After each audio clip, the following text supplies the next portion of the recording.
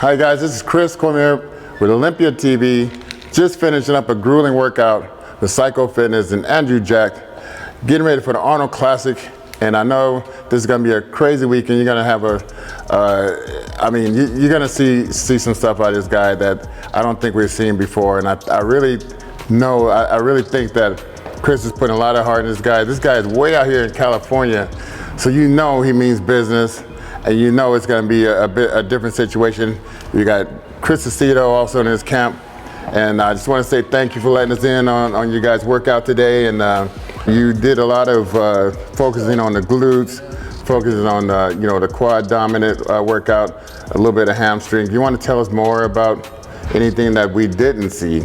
Well, we're going to do the secret stuff now that the public is not ready for. So main thing is Andrew, the criticism was his backside, and of course, so we take heed to that, and we put a lot of emphasis on the glute hamstring tie-in in this workout and others, and his back. So can't tell you all the secrets, but a lot of stuff. I know you saw little hints of Cormier in there, things that I learned from this man over the years. I put it in my arsenal and keep it going. So Andrew dictated the workout, meaning which direction he was going. He's not a complainer, he doesn't whine, he just keeps going, and I predict from the pictures today, it will be the best Andrew Jack you have ever seen by far.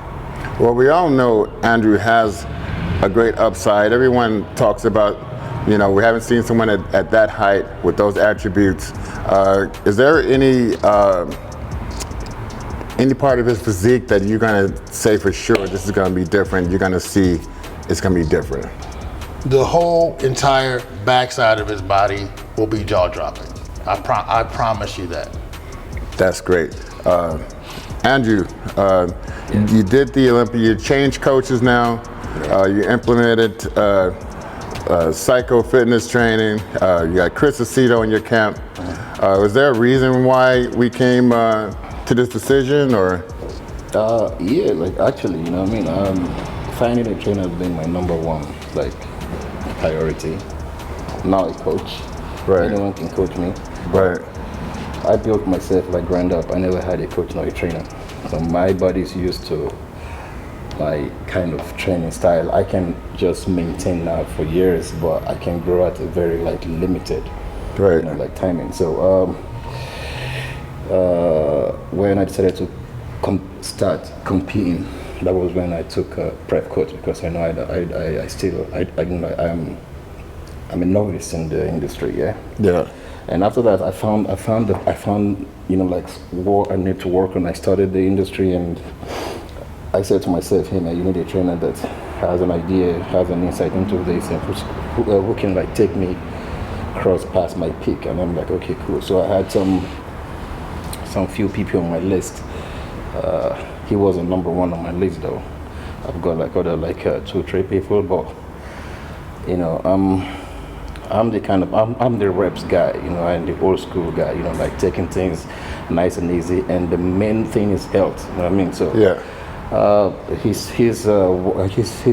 work ethics I like a lot, and I'm a big fan. So I spoke to a friend of his, which is Danimal, and he spoke to him, and we connected, and I'm like, okay, bro, because I like in a situation where if I have a team, we all have to rapport and work together. We have to understand each other and build that chemistry over time. So I don't want a situation where, you're not gonna like the style of this person or that person or this person. I'm cool to work with anyone. I'm flexible. I'm universal. So I asked him, okay, who do you want to bring into the team? And he said he's been with Aceto for a long time, and they understand each other. I'm like, it's perfect with me.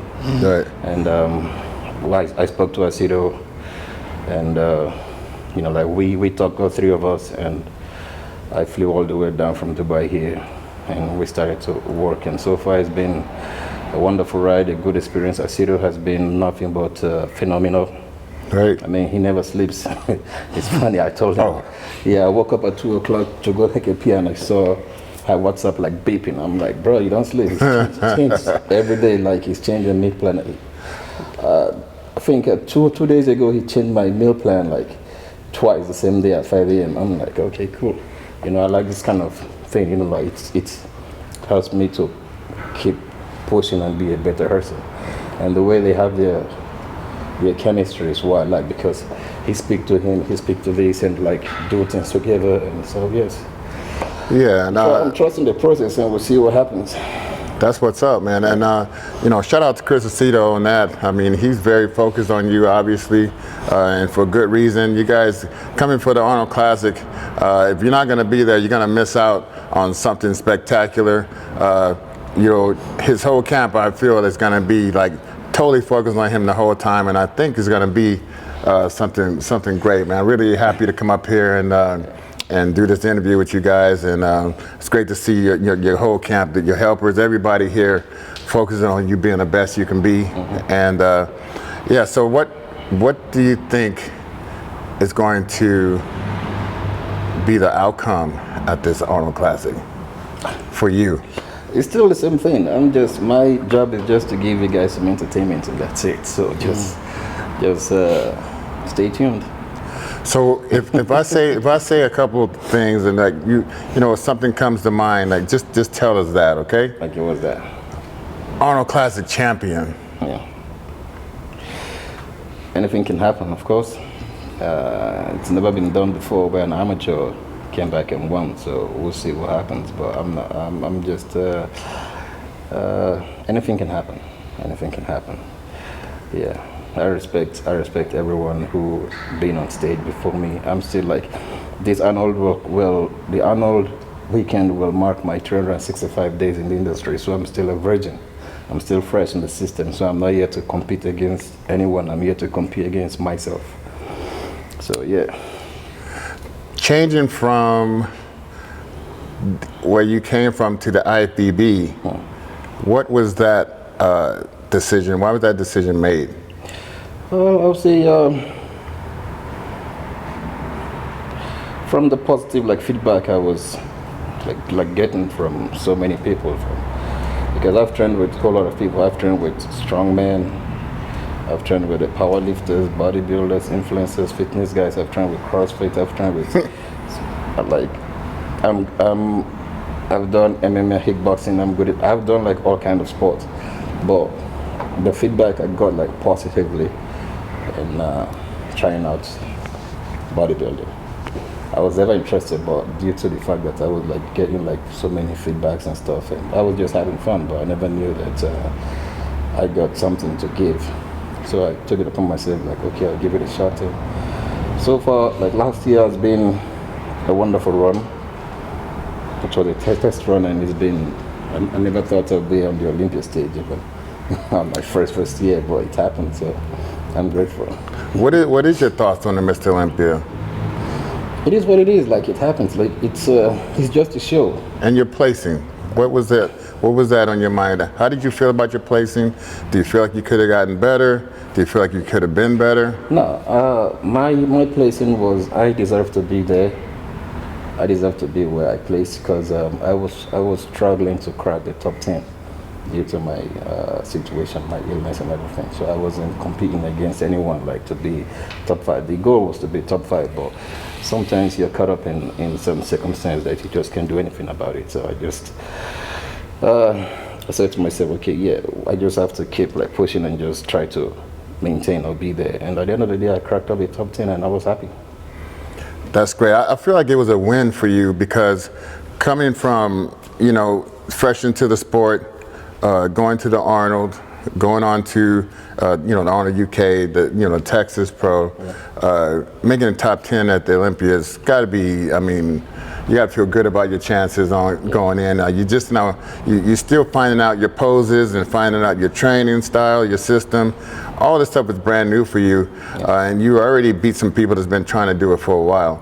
How do you feel about being here in California? You're here in Redondo Beach. You got a nice weather. You got a great atmosphere. How do you feel that your look is going to be different from what you had at the Mr. Olympia? Well, I would say this is the first time I've ever been trained by someone consecutively. Right. for more than 1 week, like 7 days in a row. And I've been here for about like 3 weeks. Right. It's the first time I've ever been trained for 7 days in a row by someone. That tells a lot. So I think my body's responding to that shock, and I like it. It's exactly what I needed, not want, needed, and that's why I'm here. And from an OG, can I see an ab check? Can we see something? Anything? Well, no. Can an OG see an ab check? Oh, we're not. What? What y'all think? No, like even him, I told him that, bro, that we won't be doing any update or whatever. The only person who can like dictate that is Asido. If Asido says you send him, I'm gonna call Chris right now. I'll tell him My damn phone. No, actually, I'll tell him and he will send pictures. Like even him, I don't even allow him to do the checkup on the Yeah, I get it. I get it. I get it. So it's based on instruction, and he's just a drill sergeant. Yeah. So he also takes command from Cito. Cito, right. Well, I had to ask the question. Yeah. I had to ask it. So the man, Cito said shut it down, and honestly, we were all on the same page.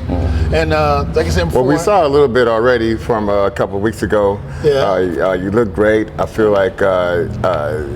I mean, the abs are already deep. I already know that. Right. And I love seeing that on a big frame physique. You know, the waist to me means a lot in bodybuilding. I think you take that same type of mentality behind your physique. And so I feel like one more question about your posing. How do you feel that your posing regimen is coming, and can you tell us a little bit about it? I think in every show I'm getting like better and better. Every show I'm improving. I can tell to myself, because I never thought I would be doing a routine pose all by myself. I mean, I train myself in doing my routine pose. I just do everything in my head and get it done like 1-2 times, and that's it. So it's been, for the other part, I've been like taking corrections from judges, from people in the game, and I practice on my own, and I see the changes. And yeah, like even now, Chris said, now isn't the time for us to even focus on the posing. Now focus on fixing those parts that needs to be fixed, and after we start to nail the pose, I'm like, yeah, cool. So. And Chris is one nutritionist I know is really big on training, and really big on the how much the training and posing comes together. It comes together with the diet. Chris, do you have any last words to say before we get out of here? Well, Andrew's being very humble, and I like that. And when he came very modest. He came as a blank slate. He hasn't rejected or said no to anything. I think 2 or 3 things that didn't work for him, and it just instantly synced up. And it's like I said before, we have all my guys over here. We have Aceto running the command center, and he just listens to everything. So when you match genetics, determination, work ethic, and being coachable with a team, it can be dangerous for some people. Now, the only difference between this show and other shows where I help different people, everybody in this lineup, I like them, I'm a fan of their bodies. So it's really hard for me to criticize them, because I like everybody's body in the lineup. I really do. I like Nick Walker. But like I said before, the gloves are off, and we're coming for war. And we're not coming there to make friends, and we're not coming there for second. We're not coming there for third. We're not coming there for fourth. I train him for first place. And anything else, to me, is a failure. That says it all. Hey, so Andrew Jack, so I want to say thank you, my brother, letting us in on the camp. Thank you, my brother, letting us here. Miss Olympia TV, this is Chris Cormier. We'll see you soon.